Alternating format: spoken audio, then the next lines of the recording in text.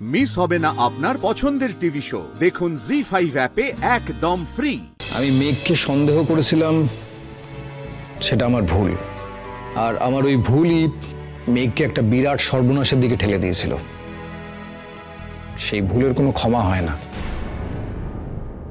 তবে মেঘ, তোমার কাছে, আঙ্কেল আন্টি আপনাদের কাছেও আমি মাপ চাইছি। সেদিনকে আমি আমার দায়িত্ব পালন করিনি। আমি আমার ক্ষুদ্রতার পরিচয় দিয়েছি। যতক্ষণে আমি আমার নিজের ভুলটা বুঝতে পেরেছিলাম, ততক্ষণে অলরেডি একটা বড় বিপদ ঘটে গেছিল। আমি পুলিশের কাছে, আমার বোন গিনির কাছে কৃতজ্ঞ। আমি দিব্যেন্দুর কাছেও কৃতজ্ঞ। বলতে গেলে গিনি আর দিব্যেন্দু নিজেদের জীবনের ঝুঁকি নিয়ে রূপের করা অপরাধগুলোকে আমাদের সকলের সামনে এনেছে। এই জন্য আমি গিনি এবং দিব্যেন্দুর কাছে কৃতজ্ঞ। ওরা মেঘের অপরাধীকে খুঁজে বের করেছে। আমার মনে হয়েছিল কিছু মিথ্যে খবর ছড়িয়ে মেঘের ভাবমূর্তিকে যেভাবে কালিমালিপ্ত করা হয়েছিল, সেটা পরিষ্কার হওয়া দরকার। মেঘের তো এই অসম্মান প্রাপ্য নয়। এই কলঙ্কের ভার মেঘ কেন বয়ে বেড়াবে বলুন তো? আমি নিজেকেও মেঘের সমস্ত অসম্মানের জন্য দায়ী করি।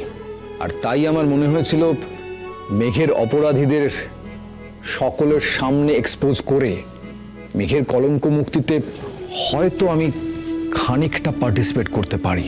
তাই আপনাদের সামনে আমরা সবকিছু জানাতে চেয়েছিলাম। আমি চাইবো এই খবর আপনারা যথাযথভাবে তুলে ধরবেন। আর আমি অবশ্যই চাইবো মেঘ আর জিষ্ণু যেমন পরস্পরের বন্ধু আছে, তারা যেন চিরকাল ঠিক এই রকম বন্ধুই থাকে। আর আমি মন থেকে চাই মেঘের সঙ্গে যে বা যারা এই জঘন্য অপরাধ করেছে, তারা যেন যথাযথ শাস্তি পায়। একটা কথা সবার শেষে বলে যাই। দেখবেন, চাঁদের গায়ে দাগ দেখে আমরা অনেক দূর থেকে সেটাকে কলঙ্ক বলে দাগিয়ে দিই, কিন্তু তাতে তো চাঁদের কোনো কলঙ্ক হয় না। সেটাই আমার আপনার মতো মানুষদের অজ্ঞতার পরিচয়। ঠিক তেমনি মেঘের নামেও কোনো কলঙ্ক দাগিয়ে দিলে তাতে মেঘের কোনো কলঙ্ক হয় না, হতে পারেই না।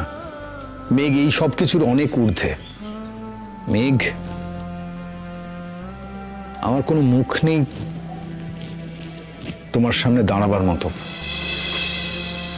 তাও বলছি, পারলে আমাকে মাফ করে দিও।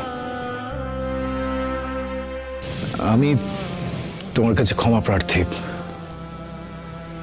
তোমাদের সকলের কাছেই ক্ষমা প্রার্থী।